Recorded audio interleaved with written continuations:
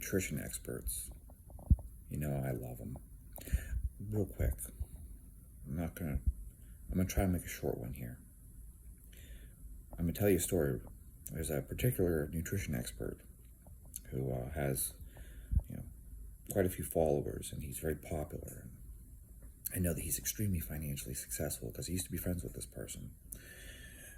He destroyed his health because of over dieting and stupid diet strategies. But IIFYM.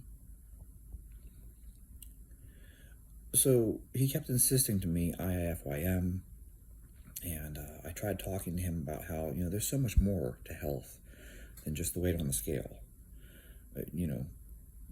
Losing 5 pounds doesn't necessarily make you healthier. And there's a point where you lose so much weight that you're actually unhealthy as well. And if you eat junk that spikes your blood glucose, hey folks, does insulin make you fat? And it's like, well, kinda, yeah, actually. I know, there was a recent video, this is not the individual I'm referring to, but this is the second individual who made a video recently telling you that insulin doesn't make you fat. Okay, that's fine. I would ask you this question then. Why is it that obese people have high fasting insulin? Oh. Let's get something really straight here. Insulin does not directly make you fat, as if you eat some carbs and now you have an insulin spike and therefore it just converts into fat. But if you have chronically elevated blood glucose and you have chronically elevated insulin and you have high fasting insulin, you have metabolic syndrome and you're going to develop insulin resistance. And so this is one of those things where it's inextricable. Is type 2 diabetes and insulin resistance, which one happens first? And they're inextricable. Okay? This is these discussions that people ask all the time, is it this or is it this? And it's well, it's both, obviously. It's not like this occurs by some magical mechanism where the two don't happen at the same fucking time. It's like people debating, is cancer a genetic disease or is it a mitochondrial disease? And it's metabolic, it's genetic, it's mitochondrial, all at the same fucking time. The sooner that people realize that this is happening at the same time, it's not an either or, it's a both. Should I do high reps with low weight? What the fuck?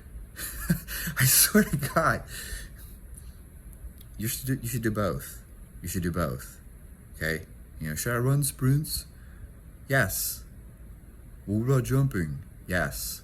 What about lifting weights? Yes, do that too. And practice your sport. This isn't, goddamn. Anyways, off on a tangent. Look, here's the point. Just because you're skinny or you weigh whatever number you think you need to weigh on the scale does not mean that your blood work, it looks good. You could have high fasting insulin. That's not healthy for you. You could have high blood glucose. You could have high HbA1c. You could have fucked up lipids. You know how many people are stupid shredded lean and they have super high LDL with really low HDL? Look at the blood work for bodybuilders sometimes. I've seen guys that have an HDL of 8. 8. As in single digit HDL. But he looks great. He's on stage. He's super lean. You wouldn't look at the guy and think that he's unhealthy. But yet his LDL is 300 something and his HDL is 8.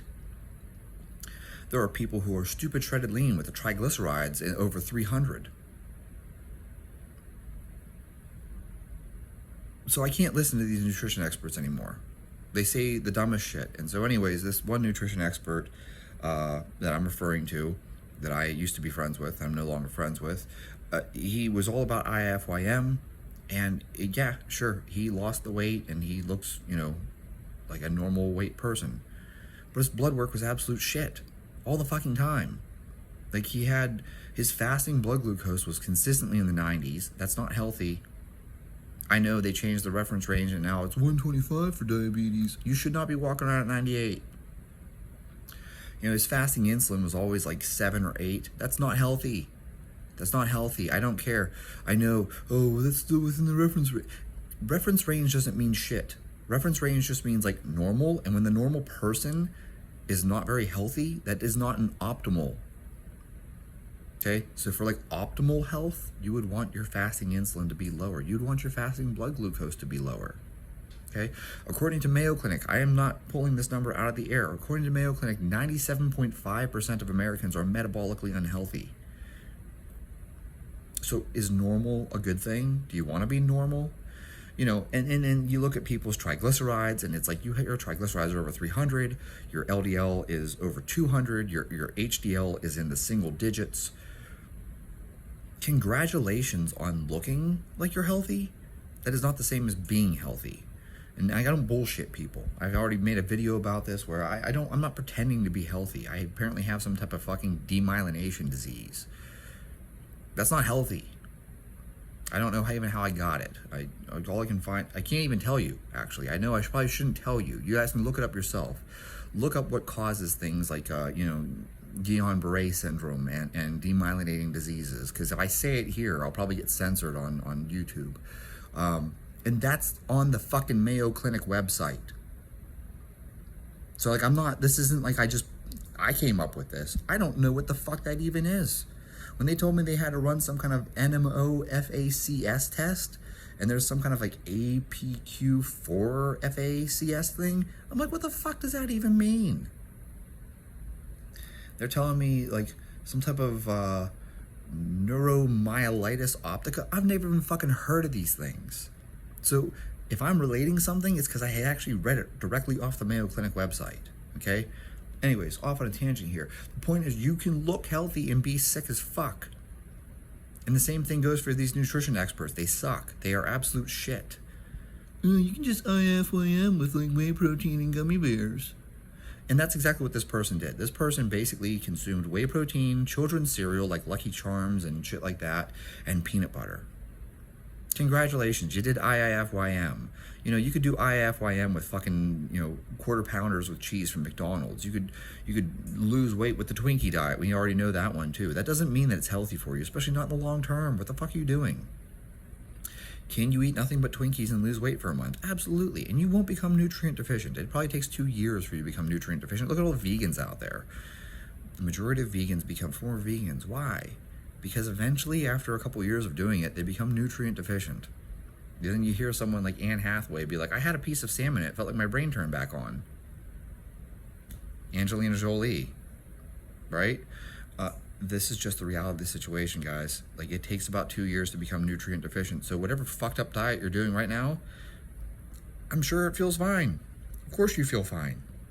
And you're losing weight, which is what the most important thing is, because it's all about what the weight on the scale is. Like, your measure as a human being is whatever the weight on the scale is. So like, if you look at that scale and it says 180, you are less of a human being than if I said 175.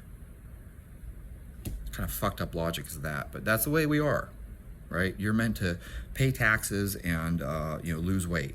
That's what you do for your whole fucking life. That's the measure of a human being. God forbid that you gain 5 pounds. It makes you less of a person. So sacrifice your health and do IFYM. And that's why I don't listen to 99% of these nutrition experts. It's so fucking useless. And then they say the dumbest things like, you need to eat less to lose weight. Okay. Why not teach people? Why not teach people how to eat less? In fact, actually, I teach people to eat more. I don't even talk about calories. I encourage people to eat more to lose weight. And here's why. Food volume. Yeah. Eat 500 grams of broccoli and tell me you're not full. You're gonna have a pound of meat, and you're gonna have 10 ounces of broccoli, okay?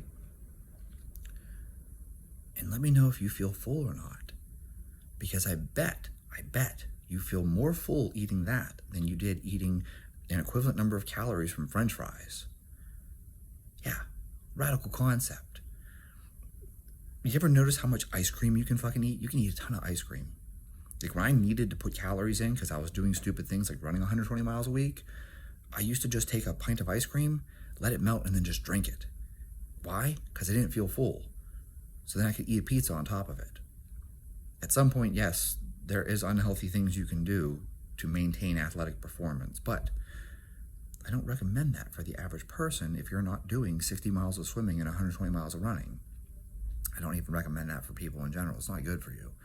But the point being here, okay, if you teach people how to eat fewer calories while eating more food volume, now you're managing hunger.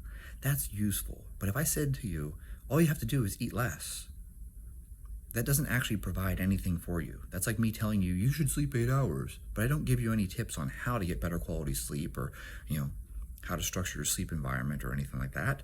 You should lift weights. I'm not going to tell you how. I'm not going to teach you how to squat properly. Just go do it. You see how fucking useless that is? And that's why I hate nutrition experts, because they're useless. They just sit around and say, it's all thermodynamics, even though they've never taken a course on thermodynamics, because then they would know that you can put energy into a system and that does not increase the mass of the system. Go heat your frying pan up. Let me know if the frying pan increased in weight. Yeah, not how it works. That's not how thermodynamics works. So don't come up with thermodynamics. Eat less. Oh, thank you. I didn't know that. I should probably drink water too, and I should probably sleep sometimes. And that is the problem with nutrition experts. And these people, most of them have eating disorders. Most of them have very, very fucked up eating plans for you. They will cause eating disorders in a lot of people because they are so ridiculous. And they don't teach people how to do things properly. They just spit the same old shit. And you know what the worst part is? People fucking reshare it. I can't tell you how many times I go on Instagram and people are sharing a post that's like, oh, you need to eat less to lose weight. How many fucking posts do I need to see telling me to eat less to lose weight? It's like all these people telling you, take creatine, sleep 8 hours. Fuck you. Like, that is the most useless thing in the entire world. And that's why I can't stand nutrition experts.